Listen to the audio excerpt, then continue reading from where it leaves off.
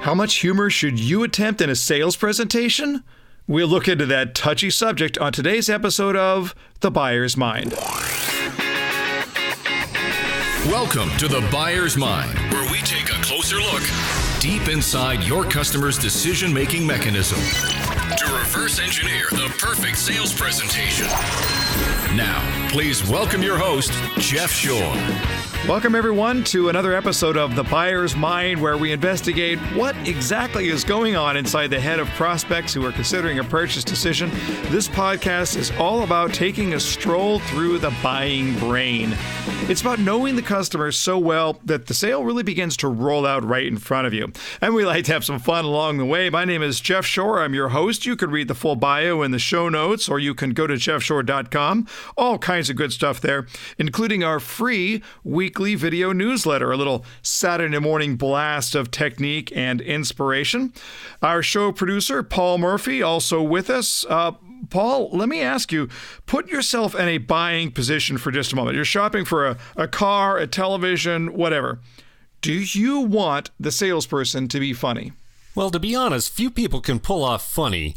I mean, I've been married for over 20 years now, and my wife looks at me when I crack jokes after hearing all my routines and says, you think you're funny, but you're not, which makes my kids crack up. So my wife's found her funny, but I seem to have lost mine.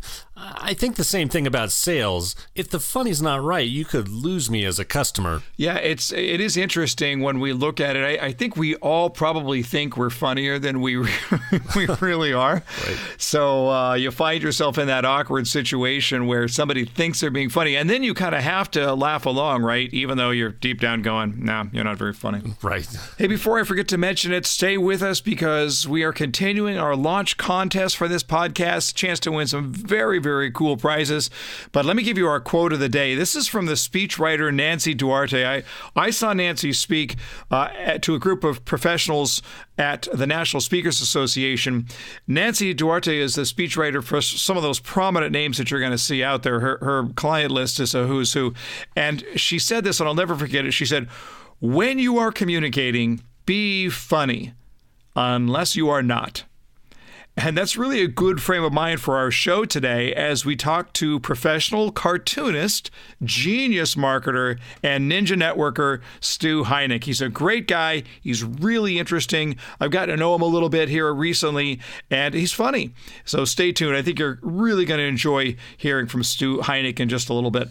The Buyer's Mind podcast is, as always, brought to you in part by our good friends at Home Street Bank. This is my personal lender. I used Home Street Bank in my last home purchase, and I have to tell you, extremely impressive transaction, and I've purchased quite a few homes.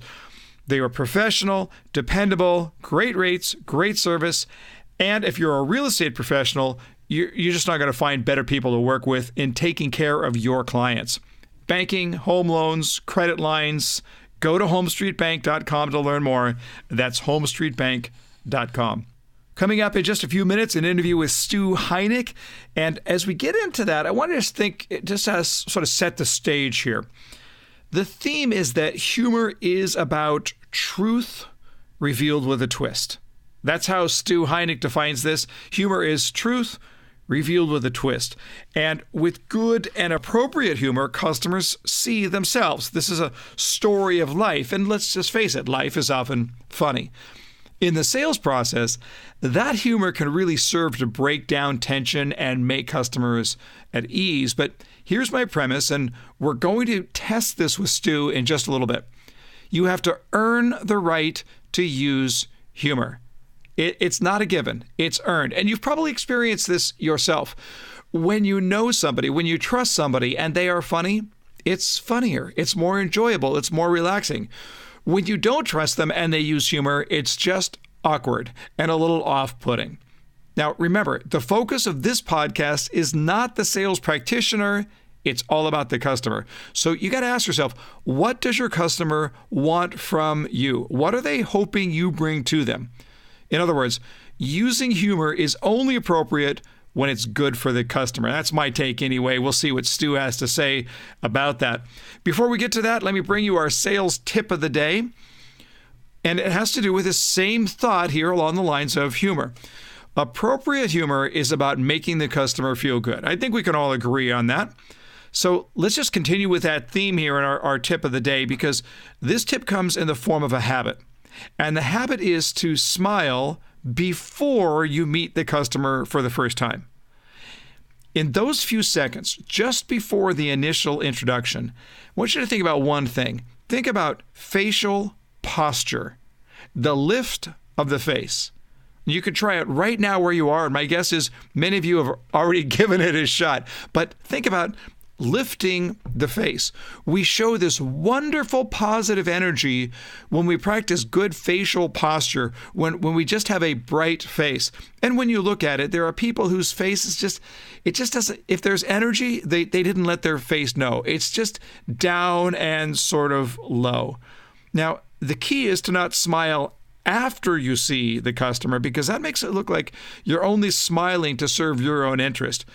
Let the very, very first impression be a very positive one, good facial posture, and smile before you see the customer for the first time. Before we get to our interview, I want to tell you about an opportunity here, and that's to be involved in our 4-2 Academy. Our 4-2 Formula Academy, this is an intensive training program specifically for real estate sales professionals, where we're using modern selling strategies and skills just for today's buyers, just for today's market. The 4-2 formula is the core real estate principle that we talk about at Shore Consulting, but it's going to give you several days and actually spread out over the course of an entire quarter, a program that will allow you to just transform your presentation. We've put so many people through the 4-2 Formula Academy, always with tremendous results. You can go to jeffshore.com/events to learn more about the 4-2 Formula Academy. Well, I'm thrilled to invite our guest today, Stu Heinecke. Stu is one of the Wall Street Journal cartoonists, a Hall of Fame nominated marketer, and a best-selling author. His book, How to Get a Meeting with Anyone. Stu talks about contact marketing and the benefits there. We'll get a little definition of that. But he's just a really, really good guy. Stu, welcome to the program. Glad to have you here. Hey, Jeff, good to be here. I'm glad to join you. Let's start with this idea. You are a professional cartoonist, and I'm just thinking through in my mind the number of professional cartoonists that I've had the great privilege to talk to, and it's a very short list. In fact, there's exactly now one person on that list. How does one become a professional cartoonist? Well, first of all, I wanted to say I'm glad I made the list. But God, to become a cartoonist, I started by just playing, doodling, and on desks and so forth when I was a kid, and at one point in college, very end of college, a friend of mine had said he was taking a class.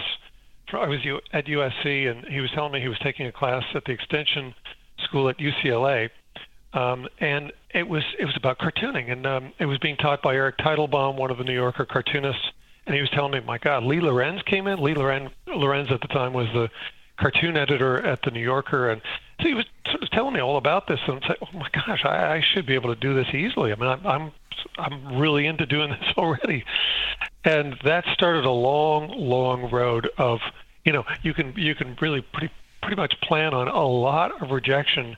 In fact, you should expect it and kind of welcome it, because you really, one of the cartoonists I've spoke to a long time ago said, cartooning is like fishing in a barrel. If you're going through all these ideas in a barrel, and the worst ones are at the top of the barrel, so you have to go through them, and you should be rejected while you're going through those crappy ones. Right. But if you keep it up, if you keep with it, then you get down to the bottom where all the really, really good stuff is, and by the time you're there, well, you will have submitted a lot of work all over the place, and eventually, your work starts to get recognized and picked up, and people will say, oh my God, I've seen your work everywhere. And I don't know if that's true or not, but sure, thanks, that's great. But you've got to have some mental fortitude, though, because you're going to get a lot of rejection along the way, and you got to try and figure out how to not get your feelings hurt, right? Yeah, well, you got to do it for the right reasons. And so if you're doing it because you want to be famous, well, that's a terrible reason, actually.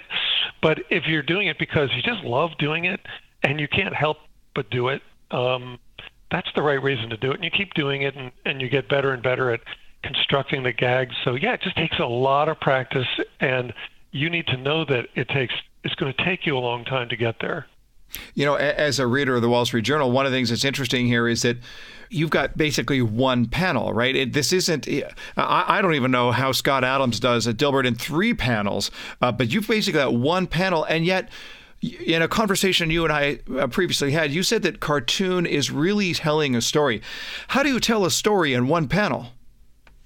Well, that's a great question, really interesting, and I don't really think of it this way, but when Scott Adams or when any of the guys who do multi-panel cartoons, when they write, well, they've got they're setting they're creating a setting, and then they're doing a build-up, and then there's the punchline.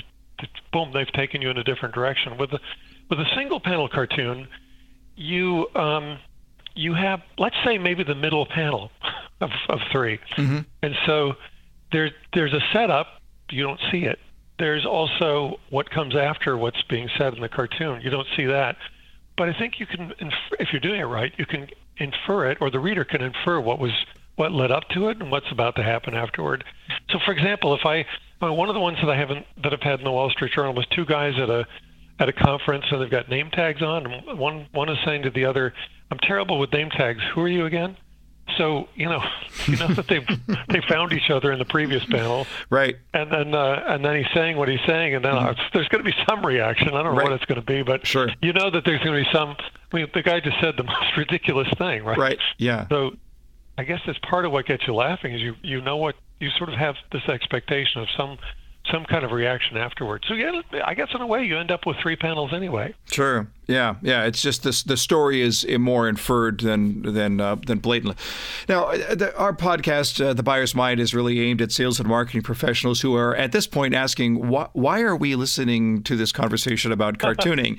And what I really want to do here, and the reason I wanted you on the podcast, is to talk about humor and the use of humor, about the way that we communicate with humor.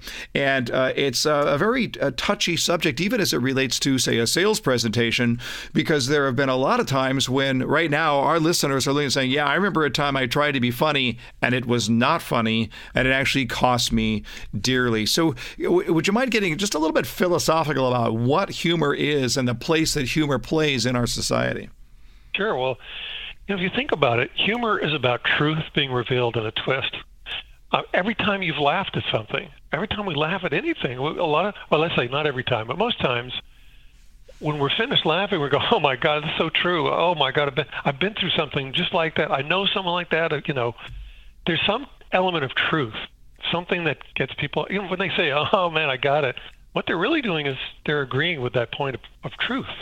If we're talking about cartoons, anyway, and probably jokes as well. But if we're talking about cartoons, there's always somebody who's the butt of the joke. Mm-hmm. Now, one of the ways that you can really go wrong with humor is making the person you're talking to the butt of the joke. Mm-hmm. All you're doing is insulting them, mm-hmm. which is not a really good way to build a relationship. In the cartoons that I use in marketing and in the networking, or really it's contact marketing campaigns, one of the characters in the cartoon is the butt of the joke, mm-hmm. not the recipient. Mm-hmm. The recipient is always coming out on top in the humor. It's always something very complimentary to the recipient. So there's one cartoon I use. It's a bunch of people milling around in an art gallery, and these 2 business people are looking at this one piece of art on the wall that's actually a sales graph with the chart, with the trend going up in a positive direction. And one is saying to the other, "That would really look good in Jeff Shore's office." So, of course, if I'm sending it to you, mm-hmm. that would really look good in Jeff Shore's office. Or it could be also, that looks just like the one Jeff Shore has in his office. And either way, you're coming out on top in the humor. So, if you're going to use humor, you do need to be careful, because you really need to understand how it's focused. And if it's not focused properly, then you surely can insult people pretty easily. I had suggested earlier in this podcast that one of the things that we have to do here is earn the right to be funny.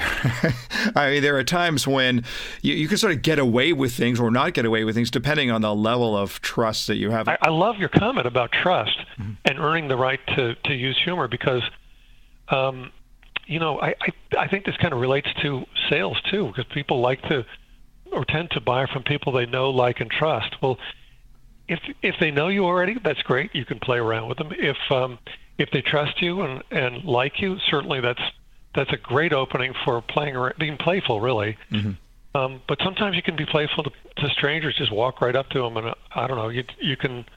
It seems like humor can also open that door, can create that opening, which is what I depend on entirely in my own contact marketing campaigns. I mean, I use cartoons to break through to people, and I don't know them yet, Right. But actually, it's the cartoon that opens the door and melts the ice, whatever metaphor you want to use. It's the cartoon that really opens a new dialogue and a new relationship.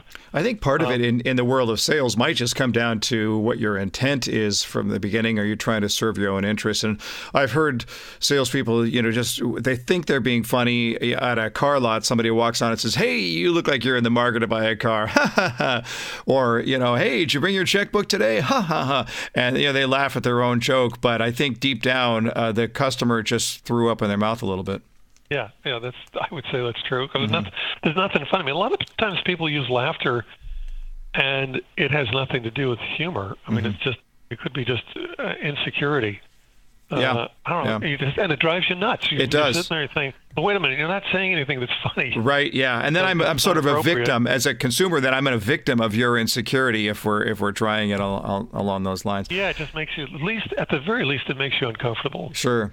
I want to ask you about your book, How to Get a Meeting with Anyone, and the concept of contact marketing, and then to a deeper extent, contact campaigns. You and I had a deep conversation about this. I found it really fascinating. So just start by giving us a definition of what you mean by contact marketing.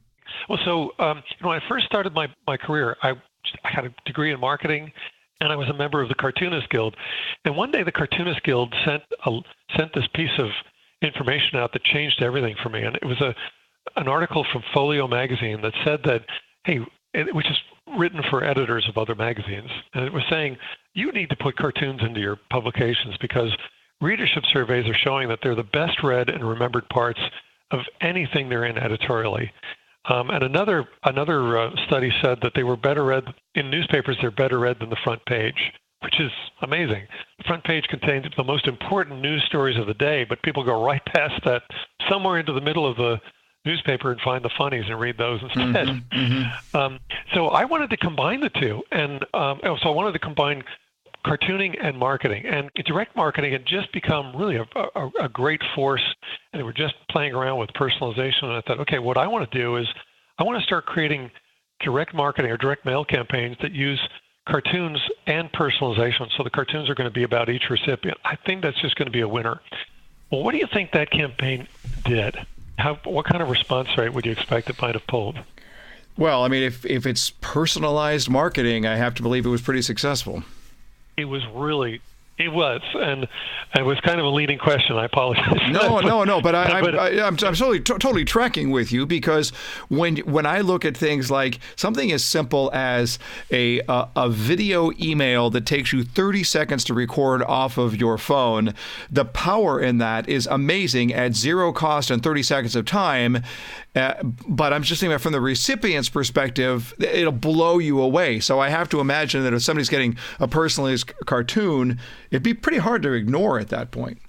Yeah, well, apparently it was, because I'll just tell you that, in direct marketing, we used to be told that if you get a 1% response rate, well, you're doing pretty good. That's kind of an average response rate. And there is actually no such number. That's not really true. But if we applied that to my contact campaign, 1% of 24 people wouldn't even be a whole person. That wouldn't have broken through. A 10% response rate would have been a disaster. I needed 100%, which is exactly what I got. I broke through to all of them. All of them not only responded and opened conversations with me, but all of them actually became clients. So it was also 100% conversion.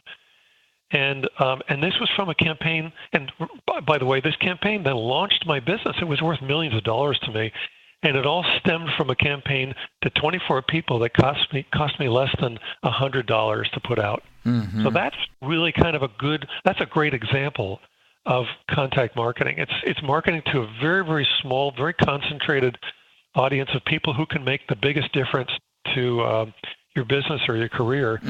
It really is pretty much an emblematic example of what contact marketing is, how it works, and how well it works. And it's just amazing. Some of this is really just about getting outside the box and staying away from, what the typical, what everybody does. Hey, let's try an e-blast. Let's post something on our social media page. And I'm guessing that a big part of your push is to look at it and say, how can we use a personalized approach rather than just do what everybody else is doing? I mean, I'm trying to oversimplify this, Stu, but it sounds like a lot of it is just sitting down long enough to get creative about what would really have an individual impact.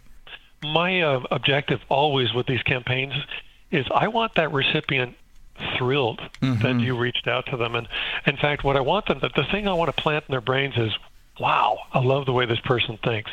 I've got to get in touch.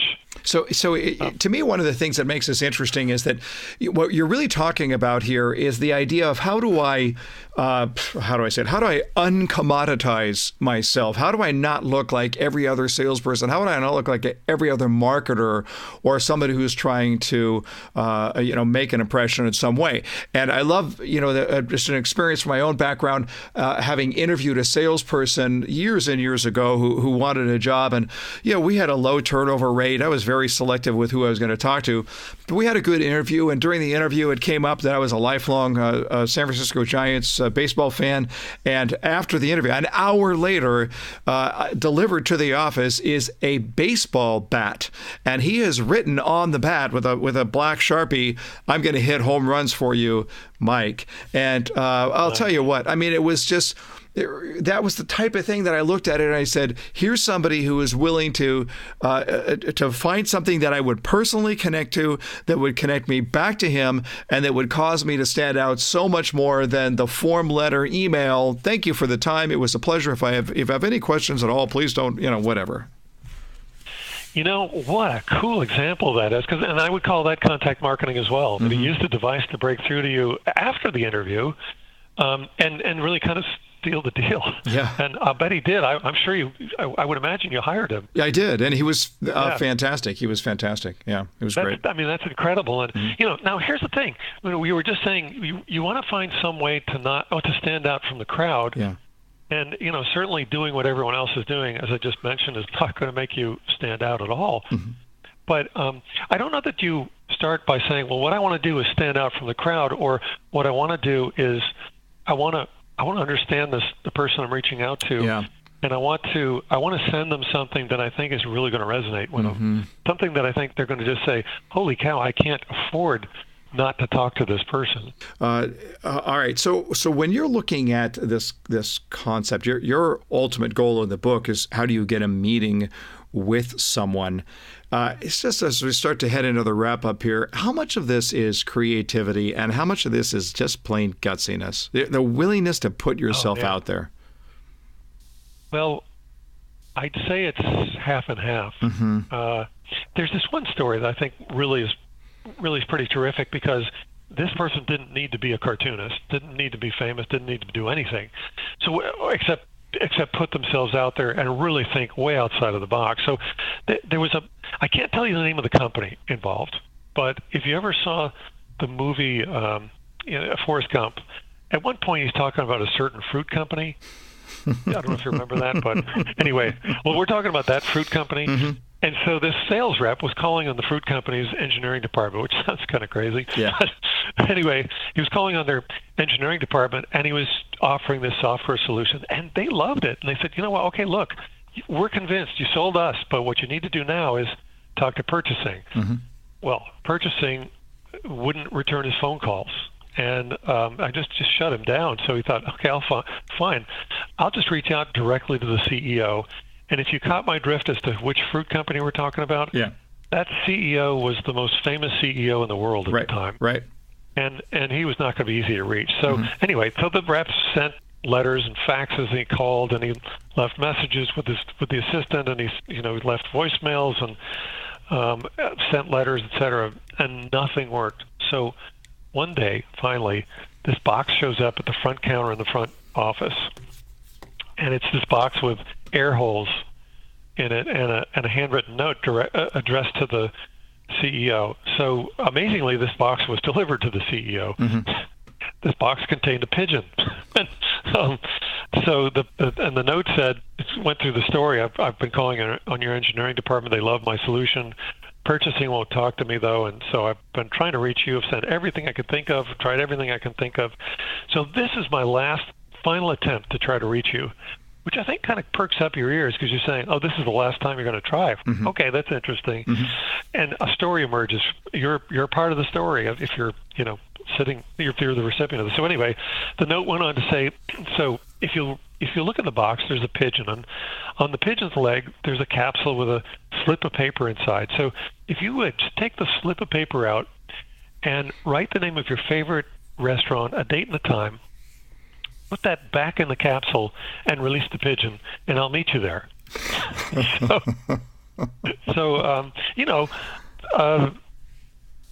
The rep didn't have to be creative other than just thinking outside of the box. And really, I would say it's a big sign of creativity, actually, to put yourself out there. Mm-hmm. Just to imagine just to see yourself doing this.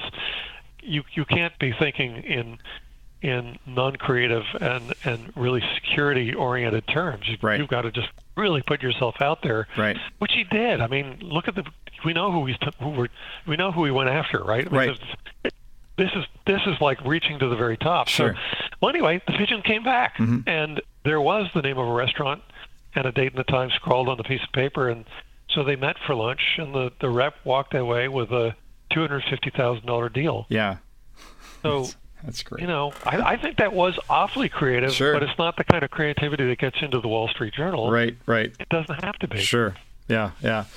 Well, I'm quite certain now that the National Association of Homing Pigeons is going to be our sponsor for the show going forward. So our thanks to that. Any parting advice there, Stu, for sales and marketing professionals who just want to look deeper? Obviously, my advice, buy the book, How to Get a Meeting with Anyone. You can buy it on Amazon. You can go to Stu's website, which we'll put in the show notes as well. But any parting advice there for our audience, Stu? Well, sure. Yeah, obviously, thank you. I would love to have them buy the book. And if you buy the book, then start using some of the things that are in there. I mean, I described 20 categories of contact marketing campaign types. And I've been hearing from people constantly through social media. One guy said, I used your cartoon idea, and my CEO saw what I was doing one day in the hallway, and he said, that's never going to work. And they made a bet. Well, his name was Lee Hancock, and Lee told me that he was getting 100% response rate to his contact marketing campaigns, and he was out there reaching all these top accounts that he'd been assigned that nobody was breaking through to otherwise, from his company anyway. Right. And the CEO lost the bet. That's awesome. Use the stuff. That's it great. Works. That's great. And it expands your scale. Yep, absolutely. Stu Heinecke, author of How to Get a Meeting with Anyone, Wall Street Journal cartoonist, really good guy, really smart guy. Stu, thanks for being on the program. Really appreciate it. My pleasure. Thanks for having me on. All right, Stu Heinecke, How to Get a Meeting with Anyone. Murph, what'd you think, buddy? Very interesting guy and funny, very funny. Yeah, he's great. So, Jeff, I'm just wondering, humor is a great thing, and I appreciate everything they had to say. But how do we practically apply this as a salesperson? Yeah, I think there's got to be a relational aspect. I think it's probably safest if you're a salesperson to hold off until you believe that there's the term that we use is coffee worthy. How can I get to the point where my customer finds me to be coffee worthy? That is, that I'm the type of person that they would want to have a cup of coffee with. And when you think of the type of person that you want to have a cup of coffee with, you're probably thinking about somebody who is fun and interesting and who has a good sense of humor. So it's probably just discretion is the better part of valor early on in a conversation as far as the application of humor goes. Don't take chances, especially early on. You got to build up some strength there. And then I think to his points about contact marketing, there is that side of it that says you have to be daring enough to step outside the norm. And if you think that just another e-blast or, I'll just throw it back to you, Murph. I mean, how often do you get really, really excited about an email that's clearly a form letter that's been sent to thousands of people? Yeah, not very excited, I gotta admit. If you look at it from this perspective, what you're asking your customers to do is pay attention. And if you look at that term literally, think of attention as a commodity, we are asking our customers to literally pay attention. We're asking them to give part of this commodity called attention to us. And in order to do that, I think we have to have something worthwhile and different and unique. And if we would just take a little time to stop and think through, how do I break out from the crowd? It would go a long way. A great conversation with our guest, Stu Heinecke, today. You know, several years ago, I went through this sort of mini existential crisis. I think I have a good sense of humor, and I've been praised in the past for having written some pretty funny things. But I was at a point where everything I wrote was pure business, just sort of, head down, get it done, pure business. Everything was coming off as sort of procedural and professional, but it was missing some of the soul that I'm used to writing with. And I remember asking my coach at the time, why can't I write with humor anymore? And she turned it back on me and asked, what changed to make you more serious? And are you okay with that? Well, what changed was that my business was absolutely booming, and I was having a tough time keeping up with the demand, and my tendency is to get serious when I get stressed. And the problem is that it was affecting everything. My staff, my family, and my audience, they weren't getting the humor that they wanted. So here's my challenge to you. Take your work seriously, take yourself less so. Now, for one, the things that stress us out at work are almost always temporary issues. They may be serious at the time, but they're going to pass, believe me. The world is going to keep spinning whether you are lighthearted or whether you are serious. So ask yourself which you prefer. So listen, be kind, have fun, relax, have a cookie, but mostly be the type of person that you want to hang around. Look, I get it. I understand that we get stressed. We all get stressed sometimes. But showing that stress and letting it get in the way from us being our best selves, I don't think it's good for anybody. Relax. Enjoy life a little bit. Let it loose. All right, hey, at the beginning of the show, I told you that we're running an ongoing contest related to the launch of the Buyer's Mind podcast. And I'm going to tell you, you have the chance to win Bose Quiet Comfort 25 acoustic noise canceling headphones. These things, if you've never heard them before, they're absolutely amazing. I love these when I'm traveling, when I'm listening to a podcast, or when I want great quality music that blocks out the noise around me. And for the winner, you can take your choice of either the over-the-ear or the noise-canceling earbuds. Now, I listen to these, and I love these so much that I actually own both. So when I'm working out, I listen to a podcast, I listen to music, whatever it is, and it's a fantastic experience. So we're going to give away a pair of Bose headphones, but I'm also giving away several Shore Consulting swag bags. That's 5 of my books, a coffee mug, my motivational CD, and a bag to carry it all in. And all you have to do is download all of the Buyer's Mind episodes on iTunes and subscribe to the podcast and then leave a quick review. It's not difficult. It'll only take you about 30 seconds. When you've done that, go over to jeffshore.com/podcast and click on the contest link. It'll just ask you for your email address and the name that you used when you wrote the review on iTunes so that we can pick the winners from there. And we're going to give away 10 of the Shore Consulting swag bags. And then remember that grand prize, your choice of either the Bose Quiet Comfort 25 acoustic noise canceling headphones or the Quiet Comfort 20 noise canceling earbuds. So there you have it. That's a wrap on our podcast, The Buyer's Mind. Hope you enjoyed it. You can find everything you need at jeffshore.com. But until next time, go out there and change someone's world.